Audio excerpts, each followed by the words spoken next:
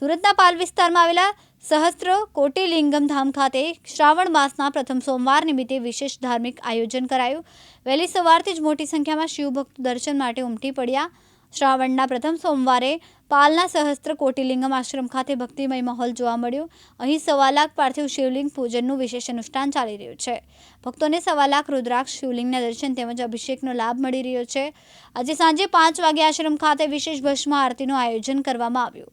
સુરત અને આસપાસના શિવ ભક્તોને ભસ્મ આરતીમાં જોડાઈ ધાર્મિક લાભ લેવા માટે આમંત્રણ અપાયું। શિવ કથાકાર રમેશ ગિરી બાપુએ શિવ ભક્તોને શ્રાવણ માસની શુભકામનાઓ પાઠવી। हर महादेव श्रावण मासनो प्रथम सोमवार એટલે સોમવાર છે શિવનો વાર છે અને સોમવારના દિવસે પૂજા કરવાથી જીવ માત્રનું કલ્યાણ થાય છે। સોમવાર એટલે માં પાર્વતીને ખૂબ પ્રિય છે અને આજના દિવસથી 16 સોમવારના વ્રત પણ ચાલુ થાય છે। હર ભારતીય નારી આ 16 સોમવારના વ્રત કરી પોતાના જીવને પોતાના પરિવારનું કલ્યાણ કરવા માટે વ્રત ઉપાસના કરે છે।